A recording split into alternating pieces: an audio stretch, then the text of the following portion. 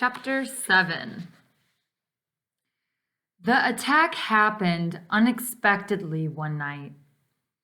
There hadn't even been any rumors that the rebels were as close as 50 miles from Kamator. They just walked into the village from out of nowhere. It was about 8 p.m. when people were performing the last prayer of the day.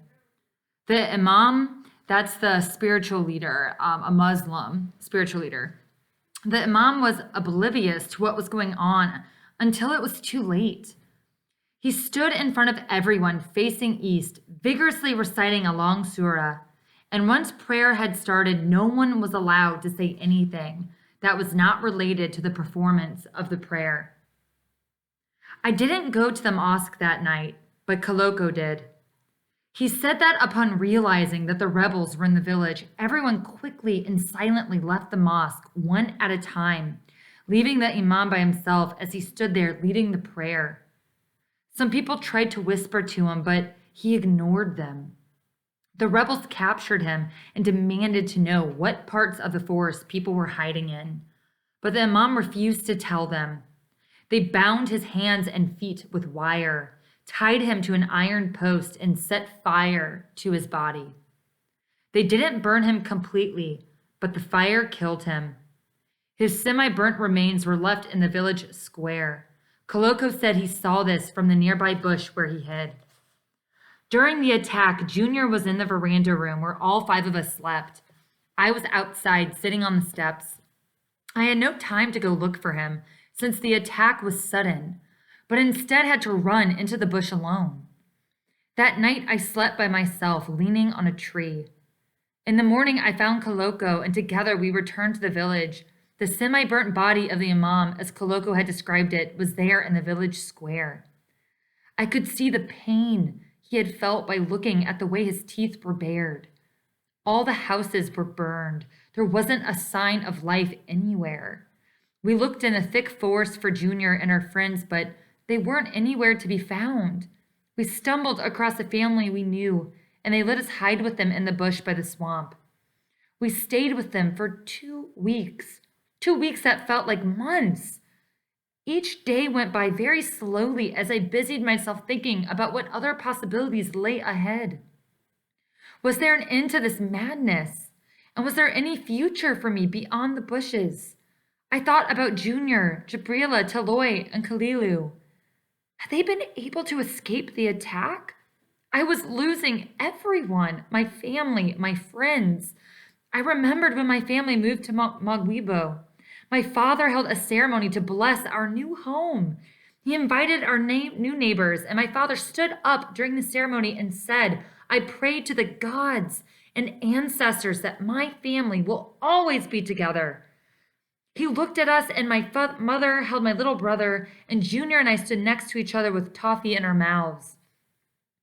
One of the elders stood up and added to what my father had said. I pray to the gods and ancestors that your family will always be together, even when one of you crosses into the spirit world, to family and community.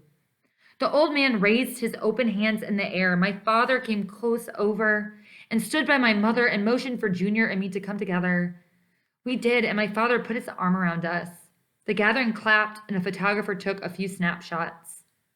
I pressed my fingers on my eyelids to hold back my tears and wished that I could have my family together again. Once every 3 days, we visited Kamator to see if people had returned, but each visit was in vain, as there wasn't a sign of a living thing. The silence in the village was too scary. I was scared when the wind blew, shaking the thatched roofs, and I felt as if I were out of my body wandering somewhere. There weren't footprints of any kind. Not even a lizard dared to crawl through the village. The birds and crickets didn't sing. I could hear my footsteps louder than my heartbeat. During these visits, we brought with us brooms that we could sweep away our footprints as we went back to our hiding place to avoid being followed. The last time Koloko and I visited the village, dogs were feasting on the burnt remains of the imam. One dog had his arm and the other his leg. Above, vultures circled, prepared to descend on the body as well. I became frustrated with living in fear. I felt as if I was always waiting for death to come to me. So I decided to go somewhere where at least there was some peace. Koloko was afraid to leave. He thought that by leaving the bush, we would be walking toward death. He decided to stay by the swamp. I had nothing to carry, so I filled my pockets with oranges, tied the laces of my tattered crepes, and was ready to go. I said goodbye to everyone and headed west. As soon as I left the hiding area and was on the path, I felt as if I was being wrapped in a blanket of sorrow. It came over me instantly. I started to cry. I didn't know why. Maybe it was because I was afraid of what might lie ahead. I sat on the side of the path for a while until my tears were gone, and then moved on. I walked all day and didn't run into a single person on the path or in the villages that I passed through. There were no footprints to be seen, and the only sounds I heard were those of my breathing and my footsteps. For 5 days, I walked from dawn to dusk, never coming in contact with any human being. At night, I slept in abandoned villages. Every morning, I made my own fate by deciding which way I was going to go. My goal was avoiding walking in the direction for where I had come. I ran out of oranges on the first day, but I collected more at every village that I slept in. Sometimes I would come across cassava farms. I would uproot in some and eat them raw. The other food was available in most villages was coconut. I didn't know how to climb a coconut tree. I had tried, but it was just impossible until one day when I was very hungry and thirsty. I arrived at a village where there was nothing to eat except for the coconuts that sloppily hung from the trees, as if teasing me, daring me to pluck them. It is difficult to explain how it happened, but I mounted the coconut tree quite fast and unexpectedly. By the time I realized what I was doing and thought about my inexperience in this particular art, I was already at the top of the branches and plucking coconuts. I climbed down just as quickly and looked around for something to crack them with. Luckily, I found an old machete and got to work with the coconut shells. After I was done snacking, I found myself a hammock and rested for a while. I got up well rested and thought, I think I have enough energy now to climb and pick more coconuts for the road. But it was impossible. I couldn't even climb past the middle of the trunk. I tried again and again, but each attempt was more pitiful than the last. I hadn't laughed for a long time, but this made me laugh uncontrollably. I could have written a science paper on the experience. On the 6th day, I came in contact with humans.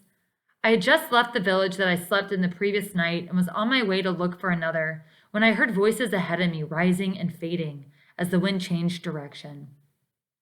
I got off the path and walked carefully, minding my footstep on dried leaves in the forest to avoid making any sound. I stood behind the bushes watching the people I heard.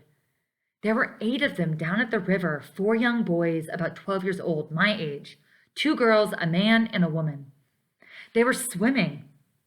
After observing for a while and determining that they were harmless, I decided to go down to the river for a swim as well. In order to avoid scaring them, I walked back to the path and headed towards them. The man was the first to see me. "Kusheo, how de body, sir?" I greeted him. His eyes searched my smiling face. He didn't say anything, and I thought maybe he didn't speak Creole. I said hello in Mende, my tribal language. Buwa, Bigahwin, Yena. He still didn't respond. I took my clothes off and dived into the river. When I rose to the surface, all of them had stopped swimming, but remained in the water. The man, who must have been the father, asked me, "Where are you from, and where are you going?" He was Mende, and he understood Creole very well. "I am from Matujong, and I have no idea where I am going." I wiped the water off my face, then continued, "Where are you and your family headed?" He ignored my question by pretending he didn't hear me. I proceeded to ask him if he knew the fastest way to Banff, an island in the south of Sierra Leone and one of the safest places at that time, according to hearsay. He told me that if I kept walking toward the sea, I would eventually find people who might have a better understanding about how to get to Bunk. It was clear from the tone of his voice that he didn't want me around and didn't trust me. I looked at the curious and skeptical faces of the children and the woman. I was glad to see other faces and at the same time disappointed that the war had destroyed the enjoyment of the very experience of meeting people. Even a 12-year-old couldn't be trusted anymore. I got out of the water, thanked the man, and was on my way, heading in the direction he pointed that led toward the sea. Sadly, I do not know the names of most of the villages that sheltered and provided me food during those times. No one was there to ask, and in those parts of the country, there weren't any signs that said the name of this or that village.